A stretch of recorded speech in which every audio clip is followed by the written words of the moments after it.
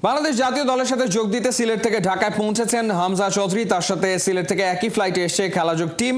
হামজা জানিয়েছেন বাংলাদেশের হয়ে খেলতে মুখিয়ে আছেন তিনি। মাহমুদুল হাসান সজীবের রিপোর্ট। ওসমানী ইন্টারন্যাশনাল এয়ারপোর্ট থেকে আপনাদের সবাইকে স্বাগত জানাচ্ছি। আমি মাহমুদুল হাসান সজীব। ঠিক এই বিমানে চড়ে ঢাকায় যাবেন হামজা দেওয়ান চৌধুরী। তাকে বরণ করে নেওয়ার অপেক্ষায় আছে ঢাকাবাসী। হামজা চৌধুরীর জ্বরে পুড়ছে পুরো বাংলাদেশ। তার পায়ের জাদুতে বদলে যাবে বাংলাদেশের ফুটবলের চিত্র। আমরা অপেক্ষা করছি হামজা দেওয়ান চৌধুরীর জন্য। তার সঙ্গে আমরা ঢাকায় ফিরবো টিম খেলাযোগ। আপনারা সবাই অপেক্ষায় থাকুন এবং এই জার্নিটা কেমন হয় সেই এক্সপিরিয়েন্স কিন্তু আপনাদের সঙ্গে শেয়ার করব। আসছেন হামজা দেওয়ান চৌধুরী তার পরিবারের সঙ্গে। তাকে স্বাগত জানাতে প্রস্তুত ইউএস বাংলা। ফুল দিয়ে বরণ করে নিবে বাংলাদেশের ফুটবলের এই নতুন রাজাকে। হামজা চৌধুরী তার পরিবার সহ আসছেন। হামজা চৌধুরীকে ফুলের শুভেচ্ছা জানাচ্ছেন বিমান কর্তৃপক্ষরা।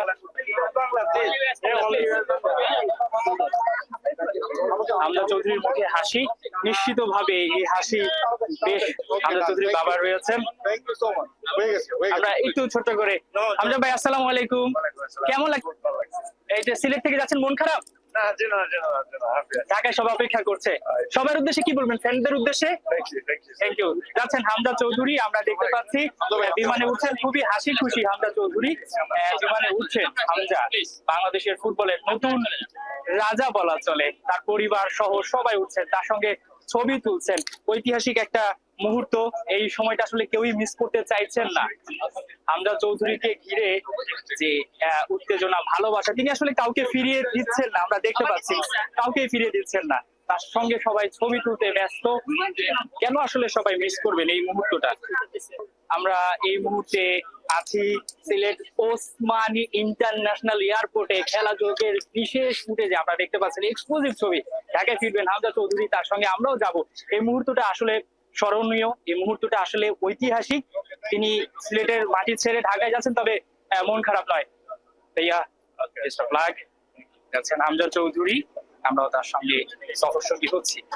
এই যে বিমানে উঠছি, ঠিক এই যাত্রাটা এখানে শেষ নয়, আবারও যাত্রা শুরু হবে। হামজা চৌধুরী আবারও সিলেটে ফিরে আসবেন। মাহমুদুল হাসান সজীব, ৭১ সিলেট। মেসির আছে আন্তোনেল্লা, রোনালদোর জর্জিনা, বাংলাদেশের হামজা চৌধুরীর আছে তেমনি অলিভিয়া। হামজাকে ভালোবেসে ইসলাম গ্রহণ করেছেন, পেশায় ইন্টেরিয়ার ডিজাইনার। তার নির্দেশেই হবিগঞ্জে নির্মিত হয়েছে এতিমখানা। স্ত্রীর অনুপ্রেরণাতেই তো হামজার ইংলিশ ফুটবলে দাপিয়ে বেড়ানো। মেহেদী নাইমের রিপোর্টে বিস্তারিত। তুমি না থাকলে সকালটা এত মিষ্টি হতো না। তুমি না থাকলে ফুটবল পাগল বালক গাছে উঠতো না। তুমি না থাকলে মধ্যবয়সী মানুষটা হতো না এত উদ্গ্রীব। তোমাকে দেখেই ছোট্ট মেয়েটা হতে চায় আগামী দিনের সাবিনা। তুমি না থাকলে ফুল নিয়ে অসংখ্য মানুষ এয়ারপোর্ট আর বাড়ির বাইরে অপেক্ষা করতো না। ৩০ বসন্ত শেষে তুমি এলে, তোমার মাথায় ঝরলো পুষ্পের বৃষ্টি। বলা হয়ে থাকে একটা ছেলেকে জন্ম দেয় মা, আর তাকে সমৃদ্ধ করে তার স্ত্রী। হামজা চৌধুরীর ক্ষেত্রে স্ত্রী অলিভিয়া চৌধুরী ঠিক তেমনটাই। হামজাকে ভালোবেসে বিয়ে করেন ২০১৬ সালে। অলিভিয়া ফাউন্টেন থেকে হন অলিভিয়া চৌধুরী। নিজ ধর্ম ত্যাগ করে গ্রহণ করেছেন ইসলাম। হামজার ৩ সন্তানকে শেখাচ্ছেন আরবি। এমনকি হামজার হবিগঞ্জের বাড়িতে যে এতিমখানা, সেটাও করা হয়েছে এই অলিভিয়ার নির্দেশেই। হামজাকে যখন অলিভিয়া বিয়ে করেন, তখন এখনকার মতো এতটা তারকা খ্যাতি ছিল না। অলিভিয়া পেশায় একজন ইন্টেরিয়র ডিজাইনার। লেস্টার শহরেই নিজের পেশাগত কাজে ব্যস্ত থাকেন বেশিরভাগ সময়। কিশোর বয়সী চমৎকার ছবি আঁকতে পারতেন অলিভিয়া। সেখান থেকেই পেশাগত জীবনের এই পথ চলা। হামজা অলিভিয়া দম্পতির ৩ সন্তান রয়েছে, ১ কন্যা ২ পুত্র। কন্যা দেওয়ান এনায়া হোসেন চৌধুরী আর ২ ছেলে দেওয়ান ইসা হোসেন চৌধুরী এবং দেওয়ান ইউনুস হোসেন চৌধুরী। জানা গেছে নবীদের নামে সন্তানদের নাম রেখেছেন হামজা নিজেই। মেসিকে যেমন আগলে রাখে আন্তোনেল্লা, রোনালদোকে জর্জিনা, তেমনি বাংলাদেশের পুত্রবধূ অলিভিয়া না থাকলে হয়তো সমৃদ্ধ হতো না ফুটবলের প্রতি মানুষের ভালোবাসার এই অমর কাব্য। মেহেদী নাইম, ৭১। সৌদিতে কন্ডিশনিং ক্যাম্প শেষ করে দেশে ফিরল বাংলাদেশ ফুটবল দল। তবে বিগ আপসেট, দলের সাথে আসেনি লেফট উইঙ্গার ফাহমিদুল ইসলাম। সৌদি থেকেই চলে গিয়েছেন ইটালিতে। তবে এর পেছনের রহস্য আসলে কি? কেন ক্যাম্পের পর দলের সাথে ফিরলেন না ফাহমিদুল? তাই জানার চেষ্টা করেছেন মোহাম্মদ আদনান। বিস্তারিত রিপোর্টে। সৌদিতে 12 দিনের কন্ডিশনিং ক্যাম্প শেষ করে দেশে ফিরেছেন জামাল ভুঁইয়ারা। ভিআইপি গেট দিয়ে একে একে বের হচ্ছিলেন জামাল, রাকিব, তারিক কাজীরা, কিন্তু ক্যামেরার ফ্রেম খুঁজে ফিরছিল একটি মুখকে, ইতালির বংশোদ্ভূত ফাহমিদুল ইসলাম। হামজা চৌধুরীর পর ফাহমিদুলকে নিয়ে আলোচনা ছিল তুঙ্গে। ক্যাম্পে থাকলেও দলের সাথে কেন ফিরলেন না তিনি? ভেতরের খবর খেলাযোগের হাতে, মনোযোগ দিয়ে শুনুন। ফাহমিদুল ইসলাম মূলত একজন লেফট উইঙ্গার, খেলে থাকেন স্ট্রাইকিং পজিশনে। এছাড়া তিনি ইতালির 4th টায়ার লিগের দল ওলভিয়াতে লেফট মিডফিল্ডে খেলেন। লেফট ব্যাক কিংবা লেফট উইং ব্যাকেও খেলতে পারদর্শী ফাহমিদুল। এত প্রতিভা থাকার পরেও কেন নেই তিনি? আসল কারণ দলের সাথে কোপ আপ না করতে পারা। কোচ কাবরেরার ক্যাম্পে তাকে তার 3 পজিশনেই খেলিয়েছেন, তবে এখনও দলের সাথে মানিয়ে খেলতে পারছেন না।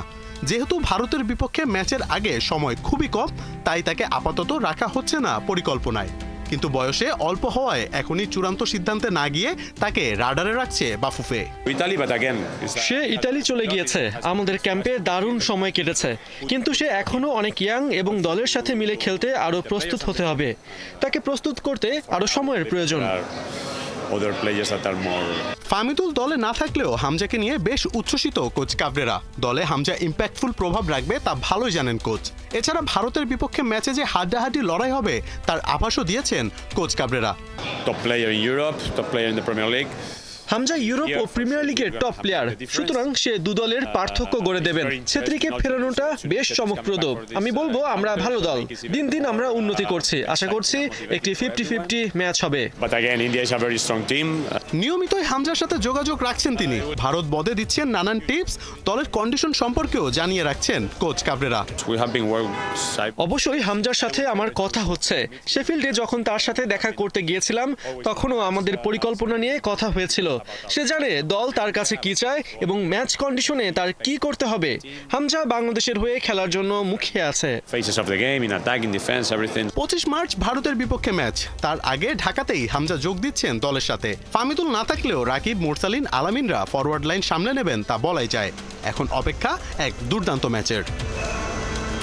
মোহাম্মদ আদনান, 71। দলের ভেতর দুর্বলতা যাই থাকুক, বাংলাদেশ আর মালদ্বীপকে এক কাতারে দেখছে ভারত। এশিয়ান কাপ বাছাইয়ে হামজাদের বিপক্ষে মাঠে নামার আগে প্রেসার ট্যাকটিক্স অ্যাপ্লাই করলেন ইন্ডিয়ান ডিফেন্ডার রাহুল ভিকি। জানিয়েছেন শিলংয়ে আইএসএল আর আই লিগ খেলার অভিজ্ঞতা এগিয়ে রাখবে তাদের। বিস্তারিত পার্থবণিকের রিপোর্টে। একটা কর্নার কিক, হেডে গোল। মালয়েশিয়ার কাছে হারতে বসা ম্যাচ কোনো রকমে বাঁচালেন ডিফেন্ডার রাহুল ভিকি। গেল বছর নভেম্বরে ওই হেডে ড্রয়ের চেয়েও ভারতের বড় প্রাপ্তি ছিল গোল করতে পারা। গোটা একটা বছর জয়শূন্য, একের পর এক হারে ফুটবলটাই যে ভুলতে বসেছিল দেশটির ফুটবল ভক্তরা। এবার বছর পাল্টালেও ভারতের স্কোরিং দুর্বলতা আগের জায়গাতেই আছে। 25 মার্চ বাংলাদেশের বিপক্ষে এশিয়ান কাপ বাছাইয়ের ম্যাচ। তার আগে 19 তারিখ মালদ্বীপের সাথে ফিফা ফ্রেন্ডলির মাধ্যমে প্রস্তুতি সারবে ভারত। তবে ইন্ডিয়ান ডিফেন্ডার রাহুল ভিকি বাংলাদেশ আর মালদ্বীপকে যেভাবে তুলনা করলেন তাতে হামজাদের কতটা গুরুত্ব দিলেন আর কতটা হালকা করে দেখলেন তা নিয়ে সংশয় থেকেই যায়। আমাদের ক্যাম্পটা ভালোই চলছে, 2টা সলিড ট্রেনিং সেশন হয়েছে। আমি মনে করি মালদ্বীপ আমাদের জন্য ভালো একটা পরীক্ষা হবে, কেননা তারা আর বাংলাদেশ অনেকটা কাছাকাছি মানের দল। ফিফা র্যাঙ্কিংয়ে মালদ্বীপ 162 আর বাংলাদেশের অবস্থান 185-তে। সে হিসেবে রাহুলের তুলনা ভুল না হলেও বাংলাদেশের ফ্যানরা বরাবরই মালদ্বীপের চেয়ে নিজেদের এগিয়ে রাখেন। তবে খেলাটা শিলংয়ে দেখে ভারতও স্বস্তিতে নেই। ভারত মালদ্বীপ ম্যাচ দিয়ে প্রথমবারের মতো ইন্টারন্যাশনাল ম্যাচ আয়োজন করতে যাচ্ছে জওহরলাল নেহেরু স্টেডিয়াম। তাই বাংলাদেশের বিপক্ষে রাহুলের ভরসা এখানে ডোমেস্টিক ম্যাচ খেলার অভিজ্ঞতা। আমি আই লিগে এখানে খেলেছি, শেষবার বেঙ্গালুরু এফসির হয়ে আইএসএল খেলতে এসেছিলাম। তখন আবহাওয়া অনেক ঠান্ডা ছিল, কিন্তু এখন চমৎকার। আশা করছি আইএসএল এ স্টেডিয়াম যেমন পরিপূর্ণ ছিল, বাংলাদেশের বিপক্ষেও তেমনটাই পাওয়া যাবে। Position wise Rahul Vicky defender হলেও সেট পিসে সে ভয়াবহ। এখন পর্যন্ত জাতীয় দলের জার্সিতে যে 2টো গোল পেয়েছেন, দুটোই কর্নার থেকে হেডে।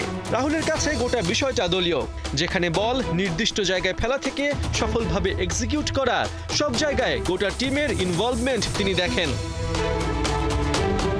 যদিও এই টিম গেমে সুনীল ছেত্রীর প্রত্যাবর্তনটাই নাকি ছিল ইন্ডিভিজুয়াল চমক, জানিয়েছেন রাহুল ভিকি। আমি আগে থেকে জানতাম না সে জাতীয় দলে কামব্যাক করছে।